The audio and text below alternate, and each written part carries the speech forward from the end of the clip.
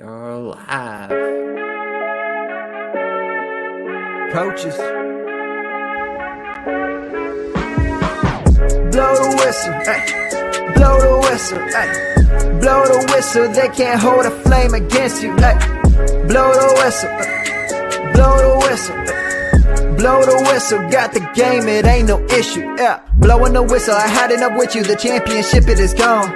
Ain't listen to you, I can't give it to you, cause you don't know what I've been on. This is the Coaches Podcast. What is going on, everybody? Welcome into the Fantasy Coaches Podcast. I am your host, Coach Steve. It is a Monday waiver wire show today, guys. And of course, we have Coach Jibs in the house. What's going on, Jibs? Hey, man, I just feel like I'm just making these waiver shows, man. Too much shit going on in the later half of the week, though. But fantastic week 13. Had a couple close nail biters. Definitely lost a couple in the last game or two. But hey, what can you do? It's fantasy football. That is true. That is true. It is definitely an interesting time at this point. Hopefully, you guys moved one step closer to your championship playoff run. And again, we're here for you guys. This is the last week of the season. You know, this is going to be the last regular season week. It's time to make. But unfortunately, this waiver wire really does suck. We're going to give you guys as many top overall waiver wire pickups, something to help you out in your fantasy week. But first, let's get to a few things here, and let's start with the fantasy news.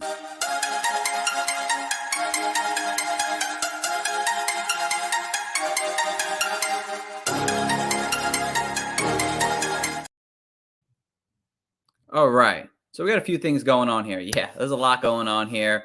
Obviously, for Week 13 injuries overall, David Bell, wide receiver from the Cleveland Browns, hand injury. Courtland Sutton, hamstring. It's supposed to be day-to-day. There's a good chance he plays in Week 14. Tua Tagovailoa had an ankle injury at some point during that game on against the 49ers. He should be good to go. Quez Watkins, shoulder injury. Kenneth Walker, ankle injury. It sounds like it's a sprain, but it's not like a normal low ankle sprain or high ankle sprain. It's something else they keep saying. There hasn't been an official report on that yet, but we're waiting to hear on that. But he does have an ankle injury. He left the game at some point. Treylon Burks got a concussion on Week 13, and Trevor Lawrence and knee injury that was kind of scary, but he did come back. Aaron Jones had a shin injury, but he is going to be out for this next week because it's a bye week, so good for him.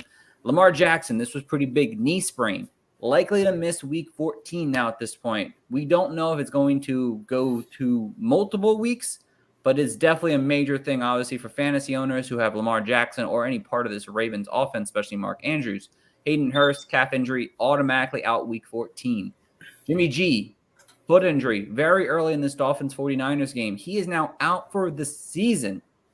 And Brock Purdy is now the new 49ers starter right now. It's very interesting. Josh Johnson has also signed with the team. Baker Mayfield has got his release from the Carolina Panthers, hint, 49ers. And Joe Mixon has a chance to come back this week. I also heard that Matt Ryan may want to ask for his release and maybe go sign with the 49ers. Jibs, overall, the 49ers offense now, what do you expect out of this now? Is there even multiple players who can have weekly consistent value? Ooh, besides Christian McCaffrey, damn, it's going to be pretty close to call. I think Debo will be all right, but Debo hasn't been like spectacular as he was last year. He's giving you like low end wide receiver 2-3 numbers, so I expect that to be kind of the same thing. Maybe Ayuk kind of gets off his like his recent tear like over the last 4 weeks or so. So I think he'll come back to earth, wide receiver 3 territory. But like you saw the game yesterday. I don't know. I watched a lot of it, but it was basically Brock Purdy was stepping back 1, 2, 3 drop. Christian McCaffrey 5 yards away, first receiver he sees at the sticks, boom, and they made a killing of it. So like obviously teams gonna have more tape on him, but like I would expect him not to be. He'll be a little bit more settled down this week, but like I would also expect the opposing team to have some film on him and make him do some things that he's not really good at doing. So like good for the San Francisco 49ers, but they're going to need some help for sure at the quarterback position. That is 100% true, Jibs. Yeah, it's definitely Christian McCaffrey is back to his old form that we loved before he went to the 49ers. We'll have to wait and see. I mean, I mean, it was a very, like Jib said, it's a lot of short passes that Purdy did. And it really took, obviously, Miami's defense to surprise. And we'll have to wait and see how this offense works. They have to move quickly.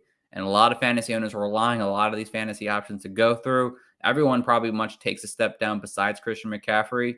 I don't, like I said, Brandon Ayuk was coming to his own. I don't know if he's a consistent weekly starter. George Kittle, I mean, he's still a top 5 tight end, but I don't know how consistent of an elite production you're getting. And Debo, I think it's a wild card on what he gives you each and every single week. So we'll have to wait and see about that. Definitely some major injuries, but we're going to hopefully find someone to fill the void of losing some of these guys this week here. So let's get into our top 5 overall waivers here. Oh, actually, no.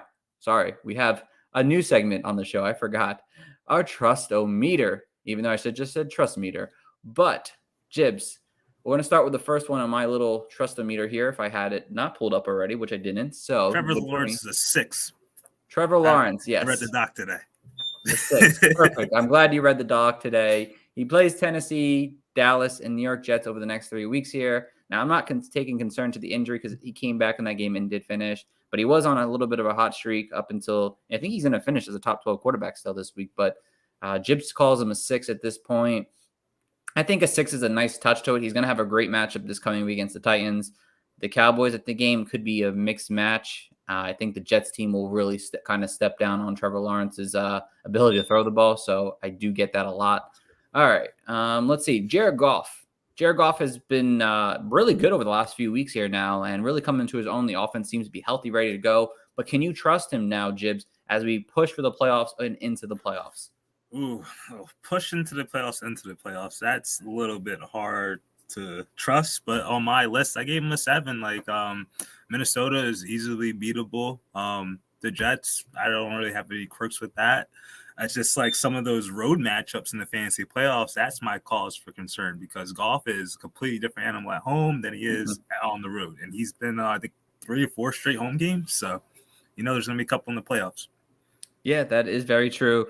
I'm still around a 5 personally, still with my opinion on him. I don't know if he's going to get the touchdowns consistently. We've seen that the rushing game is continuing to get healthier and healthier, which is allowing them to run the ball inside the 20 here more often than not. We saw, multiple touchdowns from, Jamal Williams, DeAndre Swift. A lot of different players have been able to score. I don't know if consistently Jared Goff's going to put up 300 yards, 250, and 2 touchdowns each and every single week, even though they're good matchups. So we'll have to wait and see about that. I'm still sitting at a 5, but I mean, I like him a lot because he's on my waiver wire segment.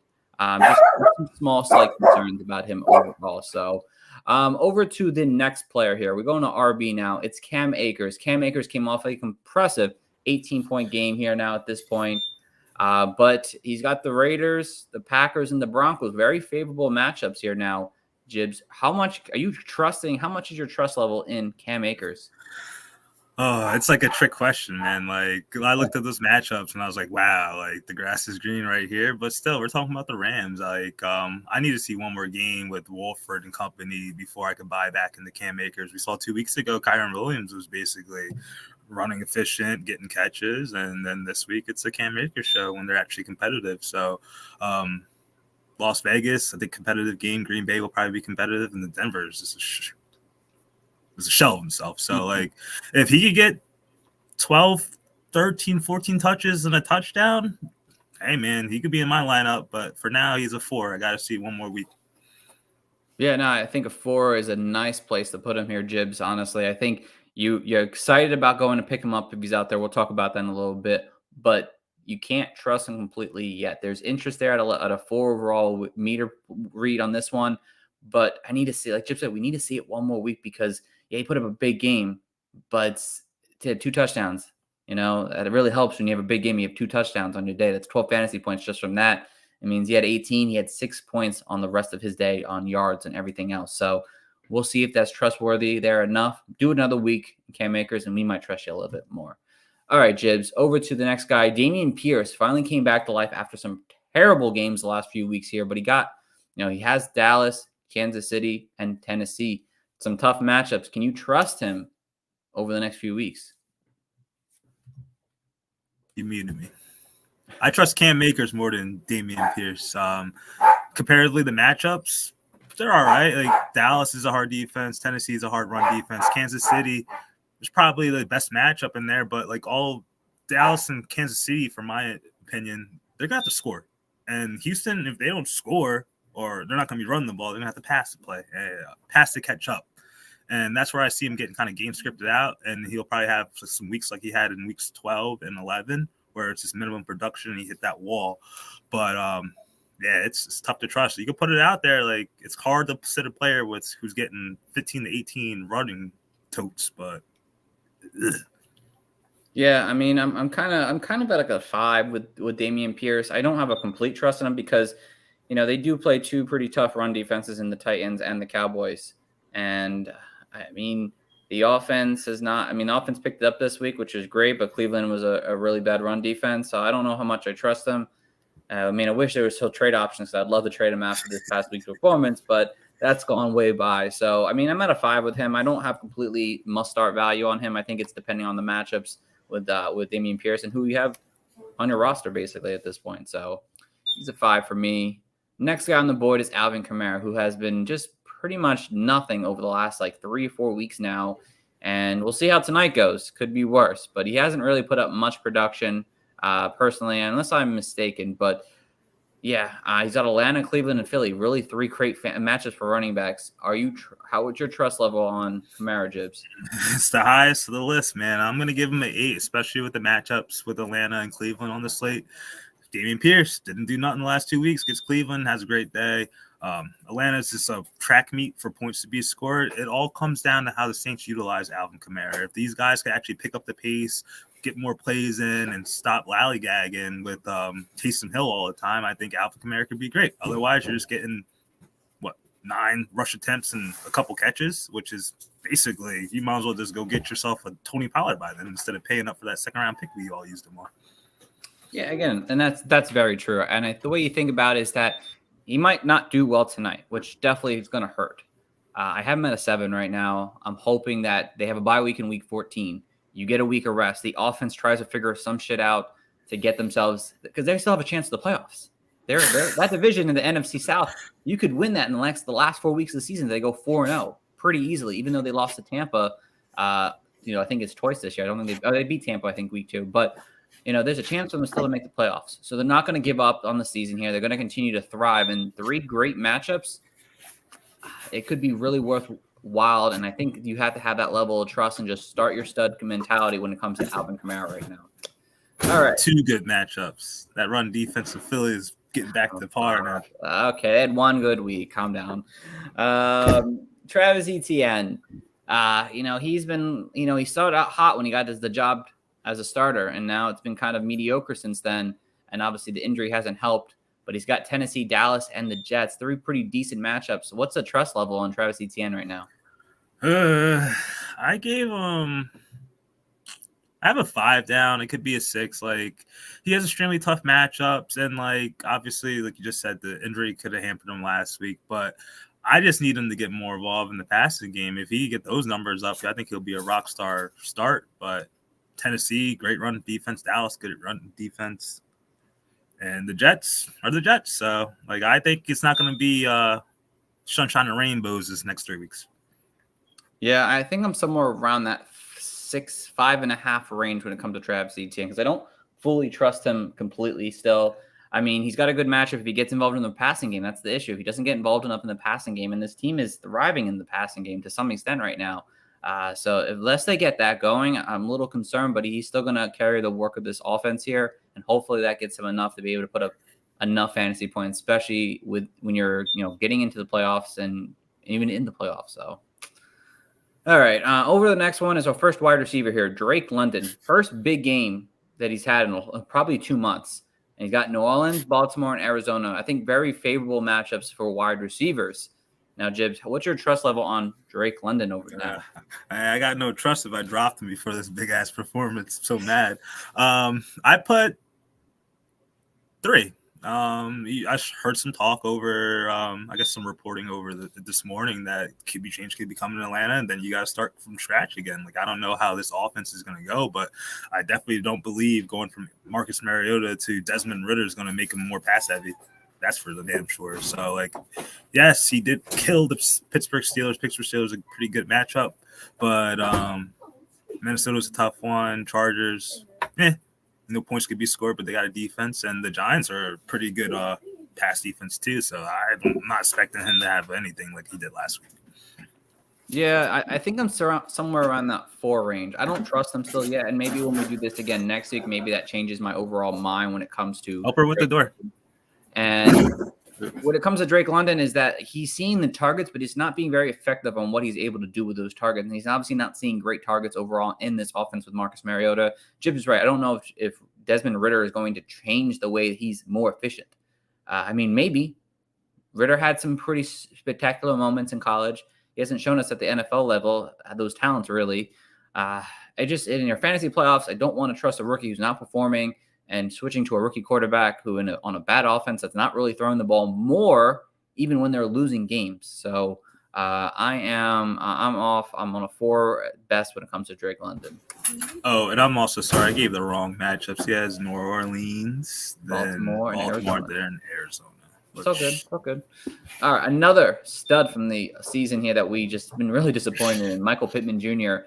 He's got Minnesota, the Chargers, and the Giants, 3 somewhat favorable matchups. Like I said again, and he just really hasn't been performing to that level. And I don't know if it's going to happen, if we're going to see any more real big games from him this season. But what's your trust level on Michael Pittman, Jibs? This one's 5. No, I'll give 6 just because of the matchups could give you something, but it was just very disheartening to see him not involved. Just Alec Pierce show last night, Campbell getting some action, but with Pittman, man, it's just the volume. If he gets the volume, he's typically a good wide receiver too. He has only scored 2 touchdowns this year compared to 6 or so last year. So it's his touchdowns and the QB. But if I had Michael Pittman on my roster, I'm pretty much going to start him unless I have a favorable option for a flex or something to interchange. Yeah, I think I'm somewhere around that 5 range with Michael Pittman right now. And I've been low on a lot of guys here. Just that I would need to see consistent production from these players, and he just has not been consistent. There's too many times this season that the Colts had a different lead target getter in the offense. And Matt Ryan is just not throwing the ball great at all. And I don't know if even switching to Sam Ellinger again would even help Michael Pittman's calls on this offense here. So, I mean, I think you could start him if he has a good game and you'd like the matchup, and someone else you have doesn't have a good matchup, then maybe starting him. But for me, it's matchup dependent right now. All right, and last wide receiver, Adam Thielen, Jibs. Adam Thielen's kind of hot and cold. He's been cold as of lately, but he's got the Lions, the Colts, and the Giants over the next 3 weeks here. What's your trust level in Adam Thielen? It's a 3.3. That's because I trust him with Detroit. Points are going to be scored in that game next week. But Indianapolis Colts, see them shut down wide receiver 2s like it's their job the majority of the season. I know Gallup had a pretty decent day last night. Mm-hmm. And then the Giants, like I said before, great pass defense. They're going to play hard. So I'm not trusting Thielen whatsoever. So he gets 3 for the Detroit matchup. He gets 0 and 0. So split the difference. I mean, I respect it. I think I honestly still have him as a pretty much closer to a 6.5, 7 still. I'm still pretty high on Adam Thielen. I still think he can give you flex-worthy numbers each and every single week. Now, will they be great flex-worthy numbers? Probably not all the time, but I think, in matchups like these, I think there's potential for them to have to throw the ball a little bit more consistently. And, he's only had 3 touchdowns on the season. I can't see him not. I could see him really finishing with 2 more before the end of the year, and I think they could come over the next 3 or 4 weeks here now. So I'm still pretty confident that he ends up putting up respectable numbers over the final month of the season. So, and last but not least, Cole Kmet. Cole Kmet has been seeing the targets with Darnell Mooney out the last 2 weeks here now. What is your trust level in Cole Kmet, Jibs?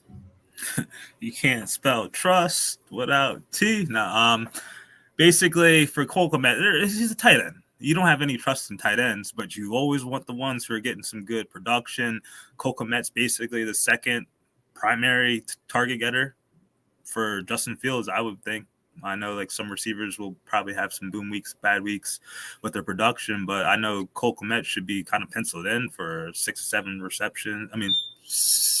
receptions, 8 targets a game. So the matchups are scary. Eagles, Buffalo, top 6 defense against tight ends. So you're going to take your lumps, but like, would you rather go with Cole Kmet if he's on your waiver wire, or would you rather go with like Foster Moreau or some of the names we've been like giving you the touchdown and bust tight ends? So Cole Kmet, I'll say he's a 6 for me. Yeah, I'm kind of on a similar page when it comes to Cole Kmet, honestly. I think a 6 is a great number for him because the matchups are tough, but he is seeing targets, but we don't know if those targets are going to lead into steady production overall. I mean, the offense doesn't look good outside of what Justin Fields is able to do with his legs at this point of the season here. And I mean, you can trust him enough to maybe get you 6 points. I mean, I guess that trust factor does creep me up to like a 7. I mean, if you get 6, maybe if you even get 9, I mean, you're tight end 1 at that point. So, I mean, yeah, I guess for me, I think at the end of the day, I think a 7 is solid, and you're just hoping that he can continue to see those targets week in and week out. So, all right, we are done with our trust-o-meter for the day. We will do this again next week, guys, as well. For last week, though, on a waiver wire show, guys, Jibbs, you had a pretty good week. Mike White didn't have the best game as he did the week before, but pretty decent. Zonovan Knight did really good. Zay Jones kind of fell back to earth. Nico Collins did solid. He caught that lace garbage touchdown. Foster Moreau had better days. I don't know what mine were last week. I completely forget at this point. I meant to do it before the show, and I had no chance. But I had Van Jefferson. Didn't do great. But that's okay. We'll walk it all this week again and give you 5 new, each of us, overall waiver wire pickups, guys. So let's start with that. Coach Jibbs, give us your top 5 overall waivers. Missing one, but I'll go from the top. We talked about him before. Jared Goff, man. Lions have been spectacular at home. He's coming off a QB4 finish this weekend, where they'll be facing the Minnesota Vikings, who give up production to quarterbacks. And I believe, I forget about just quarterbacks. We saw Mike White, my waiver wire guy last week, had a QB7 finish. He finished with 19.5 fantasy points. I know QBs were bad last week, but Jared Goff with his weapons, I think he could beat that performance. Maybe give another QB4 performance like he did last week, and 4 point per pass and touchdown leagues. Running backs, the winner must have been coming in Buffalo. James Cook is on the horizon. They're finding the rushing game all of a sudden, maybe coincided with Josh Allen's injury, but week 13 we saw Cook and Singletary split rushing work. I believe Cook had 14 rush attempts, 6 catches. Singletary had 13 rush attempts and 2 targets, no catches. So if Cook could get more work and he's getting the catches and they're kind of keeping Nyheim Hines off to the side, I think he'll be a great pickup, definitely for the stretch run for the fantasy playoffs. This name's going to be kind of disgusting, but with the new concussion protocols, I wouldn't be expecting Treylon Burks in here. But next man up, Robert Woods. He can make some amends for that poorest Week 13 performance going up against the Jaguars, who are a top 10 match for wide receivers. Obviously, you want to keep an eye on Ryan Tannehill. He had a little ankle injury again in the Eagles game. Tight end, if you need someone, I love Hunter Henry. I love his upcoming matchups in 2 weeks. He'll face the Cardinals week 14 and give up the most points to tight ends, and then he'll be following that with the Raiders, who are top 6 option against tight ends. And then with the quarterbacks, I guess, dying out, I will give you 2 extras. You could go with Tyler Huntley, Pittsburgh Steelers. I know they gotten a little bit better defensively, but you always want that QB with some rushing work. He didn't look half bad passing the ball either. He's like 1% owned. You could look into him. And then obviously, if you ain't on the train, you gotta get on the Mike White show, man. Love it. But with Mike White, I believe he has Buffalo this week, so you don't want to play him there. But weeks 15, 16, 17, gorgeous matchups. Gorgeous. I love to hear that. Love it. All right. Good. Hopefully good. Definitely a good overall waiver wire pickup. We do have a question from Big Trey. It's not about waivers. It's Big Trav. Big Trav. My bad, Trav. It's not about waivers, but he's up by 2. He's playing against Chris Olave. Does he start Alvin Kamara or Rashad White tonight? Leonard Fournette is playing in this game here. Heebie-jeebies. I might. It's a tough one. I just don't know how much Leonard Fournette plays. If Leonard Fournette gets back to his normal workload, I don't know if White takes that workload. You know what I'm going to say here, Trav? I'm going to go with Alvin Kamara. Alvin Kamara is going to see the full workload in this offense still here. I know I wasn't high. I know he hasn't been great as of late, But, he's seen 12 targets in the last 2 games here now. He hasn't scored in the last few weeks, but hopefully that comes back this coming week here. I know it's in Tampa. This is a game where they're going to have to use their star players, I personally believe. I know White has been pretty solid, but I just don't know. It's hard to predict on how much workload that Leonard Fournette's going to get. If we knew Leonard Fournette was going to see 6 snaps, I'd be like, all right, start White. But if Leonard Fournette plays 60% of the snaps, I mean, I don't know how much Rachaad White's going to see production at that point. We know Alvin Kamara is going to play the whole game and see majority of the workload. So I'm going to lean Alvin Kamara on this one. I'll roll with you too on this one. Bucks' run defense has gotten a little bit better. I'm not for the split and work aspect of it. I know Rachaad White could make a little bit more impact in PPR leagues considering his work last week, but Leonard Fournette and him are like basically 2 peas in a pod. So I'll just roll with Kamara. Roll with the hot hand. I mean, your stud, not the hot hand, because the hot hand would be White. Yeah. But again, if Trav, if you want to start White, go with your gut. But I mean, I think Alvin Kamara is going to give you a safe enough floor, so. And you're very welcome. All right. So back to my top 5 overall waivers here at this point. First up, Corey Davis. Corey Davis with Mike White has, we saw a pretty solid game out of him. Last week he was injured coming back, but I think this new game here now, after a week off that injury, he showed up big time. Now, a lot of that came in the late of the game against the Minnesota Vikings, but he still saw 10 targets. And to me, I want someone who has solid production and an offense that seems to want to throw the ball because they can't really run the ball that efficiently, even though Knight had a really good week. But they have, like I said, the Bills, the Lions, the Jags, and Seahawks. Very favorable matchups in the passing game here. If Corey Davis can get things going and be a consistent option, which I think anytime outside of at this point of the season without Zach Wilson, he's been pretty solid overall. So if he continues to stay healthy on this offense here, that continues with, Mike White threw the ball 51 times. If he continues to throw the ball 30 plus times a game, I want Corey Davis in that passing offense. So he's my first guy. My second guy, tight end, Daniel Bellinger. I haven't talked about him in quite a while. He had a nasty eye injury. The first game back this season, 5 for 5 for 24 yards. Now, not great, obviously, but in a tight end landscape where you might need a tight end right now, they need offensive production. They need targets to go to somebody. I like to see what Daniel Bellinger has. He was at one point a top 10 tight end between weeks 2 and 6. I want to see him try to a chance to soak up those targets once again.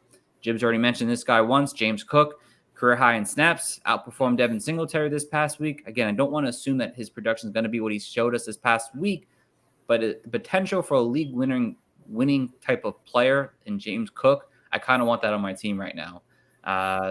Next up, I have Jared Goff. Jared Goff has put back-to-back up 20-point fantasy outings at this point. A healthier offense is getting there, and he's got really solid matchups to end the season here. If you're looking for a quarterback, maybe you lost Jimmy G, or maybe you lost Lamar Jackson right now and you want to find something stable, I think Jared Goff can give you that stable play. Now, if you're looking for a quarterback for just a one-week wonder this coming season, Tyler Huntley, the backup of Lamar Jackson, he had shown flashes of pretty good play last year, and he did decent this week. Didn't do the best. He did score the rushing touchdown, but he's another quarterback that's mobile and loves to run the ball. And they have the Steelers this week. They allow a ton of production to quarterbacks, especially in the air. But I think Huntley, if you're looking for that 1 week guy, I think he can provide you with enough of a floor to give you maybe that 17, 18 fantasy day to help you sneak into the playoffs or continue to just make your way into the playoffs, so whatever it may be. So those are my top 5 overall guys. All right, Jibs, let's get to the rest of the positional waivers now. Let's start with the quarterbacks. Again, I had Mike White, Jared Goff, Ryan Tannehill, Tyler Huntley, John Wolford, because he's playing the Raiders, and the Raiders have been just giving up fantasy points to quarterbacks, and Sam Darnold. You've already mentioned Jared Goff and Mike White pretty much, and Tyler Huntley. Would you be okay with Tannehill? I would be, but I want to see how his foot is though too. Yeah, he left that game. You messed him up too. He had a Malik Willis come and play some quarterback. So yeah, again, not the best quarterback waiver wire pickup, but again, the top guys we mentioned, all right, it would be a good enough fill-in to keep your fantasy week alive at least this week. In terms of quarterbacks, just over the 40% mark. Zonovan Knight didn't get that major big pickup, so he could be out there in your league still. I want him. 18 carries for 90 yards. I want that. Cam Akers, we mentioned before. He seems to be having the workload again. We'll see if that continues. Tyler Algier, he's not getting any passing work, but he's still seeing enough carries that maybe one breaks off for a big run or even a touchdown. So possible actual pickups that might actually be out there. We mentioned James Cook, one of the Seattle Seahawks running backs. Likely it's DJ Dallas. Travis Homer could be it, but he's banged up and hurt. I don't know if I want to trust Tony Jones, depending if Kenneth Walker is out for week 14, but they're bodies. And if you need an RB, those are definitely bodies. Best of the rest. Jordan Mason saw some work in this offense here. Jarrett McKinnon continues to see the important work on the offense, aka red zones and passing down work. Maybe Melvin Gordon gets called up at some point. Maybe you want to pick him up now. Alexander Madison scored a touchdown last week. Again, if he ever got the saw on a roll, he's an RB1. Mike Boone finally came back this week for the Broncos. Maybe he sees more involvement in the offense. Kenny Gainwell continues to see and vulture touchdowns here and there away from Miles Sanders at times. And, of course, handcuff your studs at this point of the season here. So, Jibs, anything you want to mention about these RB groups? It's not a great group. Anything you want to mention? No, not really a great group. Definitely speculate on the Seahawks running back. So pick your one. Jordan Mason did look good yesterday in limited action. I think he had like 2 rips. I remember seeing 2 rushes going like for like 20 yards. So like he could be someone just to look into long in case CMC gets injured. The rest of this cats, it is what it is. They're basically the backup guys to all the starting options. So if you do have roster spots, just get them on your roster. Don't carry the second defense. If you think your quarterback's all set, don't carry a second quarterback. Pick up that extra running back because you're going to need it. You don't want to be week 17 championship game and we're talking about, oh, bro, I'm going to start Mike Boone.